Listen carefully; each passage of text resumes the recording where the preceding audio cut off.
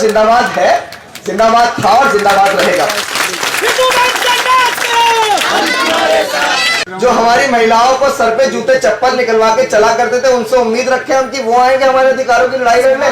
जाटव, वाल्मीकि, कोरी, कुर्मी, पासी, धोबी, धानु, कहीर, गडरिया, गुज्जर, जाट, नाई, यादव, तेली, कुमार, महार, डोम, पटेल, ये वो जमात है जिसको आज एकजुट होने की आवश्यकता है। और हम अम्बेडकरवादी है बेटा, जिस दिन औकात पे आ गए ना तो तुम्हारी सारी गर्मी झाड़ देंगे। और बाबा साहब को गाली मत देना दोबारा कि हम, शर्म की बात है कि दिल्ली यूनिवर्सिटी जिसकी हम लोग पूरे विश्व में चर्चाएं करते हैं और वहां एक बहन न्याय के लिए लड़ रही है। समाज के साथ इतना शोषण क्यों है? क्योंकि आप तो समाज के ठेकेदार बनते हो। हम लोग देख रहे हैं कि मूछें रखने पर हत्याएं हो जाती हैं, पानी का मटका छूने पर हत्याएं हो जाती हैं। इससे पहले आप सभी को जय भीम, जय भारत, जय संविधान। और बहुत बहुत बहुत ज्यादा मतलब आप हमारी पूरी टीम और हमारे साथियों की तरफ से मैं बहन डॉक्टर रितु को यहाँ एक बात कहना चाहता हूं कि बहन डटी रहना, पीछे मत हटना, तुम्हारे भाई तुम्हारे साथ खड़े हैं। यहाँ पार्टी, संगठन और सारी चीजों प्रोटोकॉल का मामला नहीं है, यहाँ समाज का मामला है। और तुम्हारे साथ सिर्फ कहने को नहीं, करने को भी जब आवाज दोगी, जब खड़े नजर आएंगे। और सबसे बड़ी चीज ये कि मैं बीते 4 महीने से अपने घर को, परिवार को छोड़ के बाबा साहेब अम्बेडकर की जन्मस्थली मध्य प्रदेश के महू से एक संकल्प को लेकर निकला था, जिसका नाम बहुजन जागो मार्च, और जिसका उद्देश्य है बहुजन नेताओं साथ में आओ। क्योंकि वर्तमान समय में इतना बड़ा क्राइसिस है कि एक ही मूवमेंट के लोग, एक ही विचारधारा के लोग, जो लोग फूले, शाहू, पेरियार, ललई, अंबेडकर और मान्यवर कांशीराम साहब की विचारधारा को आगे बढ़ाने की बात करते हैं, वो तमाम लोग अलग अलग पार्टी, अलग अलग संगठनों में बटे हुए, जिसकी वजह से हम लोग देख रहे हैं कि मूछें रखने पर हत्याएं हो जाती हैं, पानी का मटका छूने पर हत्याएं हो जाती हैं। और दिल्ली, जिसको हम लोग भारत की राजधानी के नाम से जानते हैं, यहाँ हमारी बहन कितने दिनों से बैठी हुई है, लेकिन कोई भी चर्चा ना नेशनल मीडिया में है और ना यहाँ समाज का कोई पॉलिटिकल लीडर पहुंचा। क्या पहुंचा? क्या नहीं पहुंचा ना? तो मैं आपसे भी कहना चाहता हूं इस मंच के माध्यम से कि आज समाज के तमाम लोगों को उठ खड़े होने की उनके ऊपर एक रिस्पॉन्सिबिलिटी बन चुकी है कि वो अपने नेताओं को ललकारें और उनसे सवाल करें कि आखिर आज भी हमारे समाज के साथ इतना शोषण क्यों है? क्योंकि आप तो समाज के ठेकेदार बनते हो।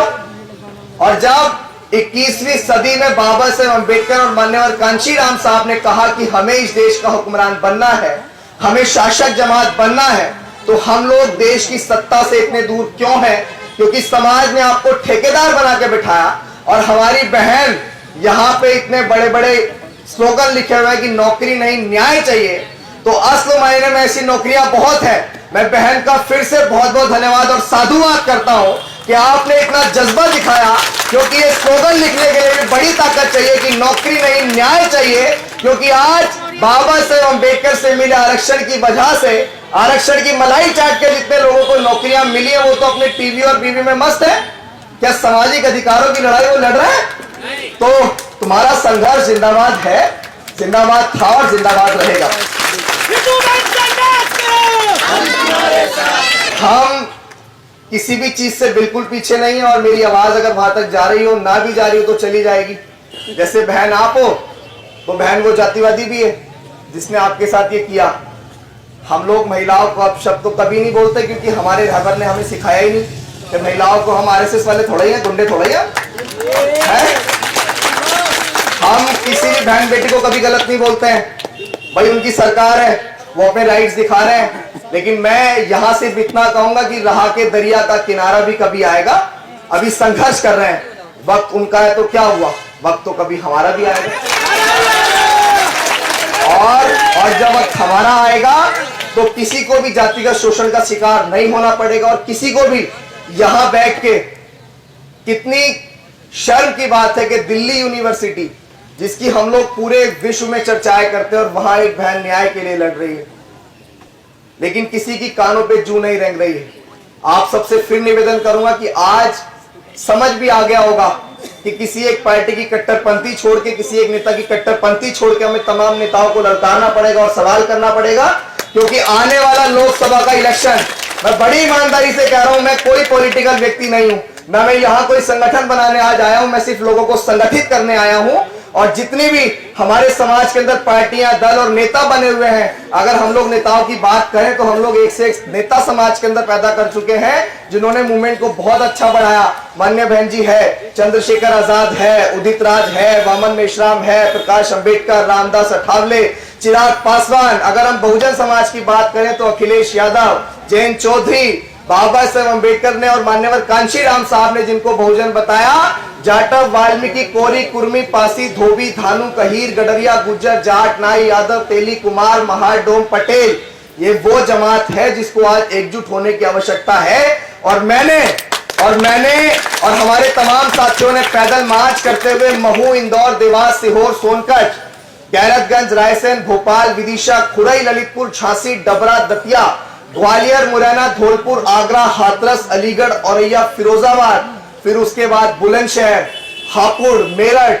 गाजियाबाद, तमाम जगह एक बड़ा क्राइसिस देखा कि जमीन पे हमारे कार्यकर्ता बिल्कुल एकजुट हैं। हमारे तमाम समाज के लोग ये चाहते हैं कि हमारे नेता एकजुट हो जाए, लेकिन नेताओं के कानों पे जू नहीं रेंग रही है। और मैं इस मंच से भी विश्वास दिलाता हूं, मैंने पहले भी कहा कि किसी को तो उठ खड़ा होना पड़ेगा, किसी को तो सवाल करना पड़ेगा। काफी लंबे समय से प्रयास कर रहे थे कि कोई तो निकल के आए जो अपने नेताओं को ललकारने का प्रयास करे कि संघर्ष अपनों के साथ है और अपनों के खिलाफ खड़े होने के लिए वाकई में बहुत दम चाहिए। हमने देख लिया वहां से यहां तक। और मैं आप सबके सामने विश्वास के साथ कहना चाहता हूं कि आपके साथ तो खड़े ही हैं। जो सामाजिक परिवर्तन की मुहिम मान्यवर कांशीराम साहब ने चलाई, उसके बाद व्यवस्था परिवर्तन की मुहिम, हम सिर्फ उसको बढ़ाने आए हैं और वो जब तक नहीं बढ़ सकती जब तक हमारे नेता एकजुट नहीं होंगे। आप लोग लिख के रख लो।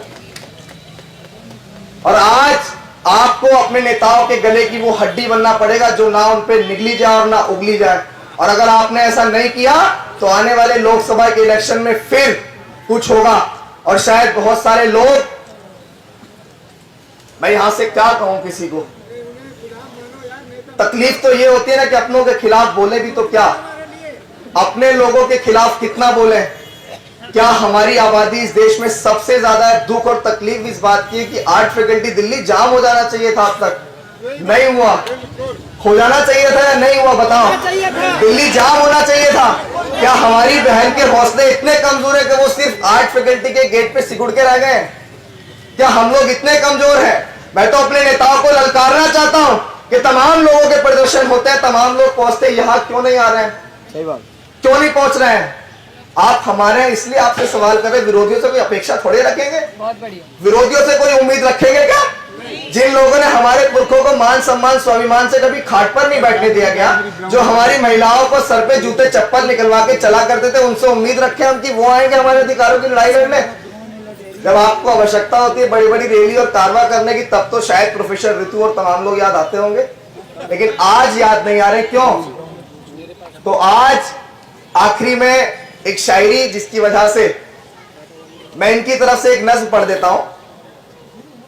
हो आपके सारी हदों से गुजर जाएंगे, हो मत समझना डराने से डर जाएंगे, हो मौत के नाम का खौफ देता है क्यों, मौत जिस रोज आएगी मर जाएंगे, वो मौत जिस रोज आएगी मर जाएंगे। हमें ऐसा बनना है कि हमको जालिम का तरफदार नहीं लिख सकते, कम से कम वो हमें लाचार नहीं लिख सकते, और जान हथेली पर लिए जो बोल रहे हैं सच, उसे इस देश के बिकाऊ अखबार नहीं लिख सकते। और बस आप डटी रहना, और हम लोग आपके साथ खड़े हैं जैसे भी हैं, जिस भी परिस्थिति में हैं। अब दिल्ली के अंदर आ चुके हैं और जब भी आप बुलाओगे खड़े नजर आएंगे। और वक्ता भी है, समय बहुत कम है। एक आखिरी में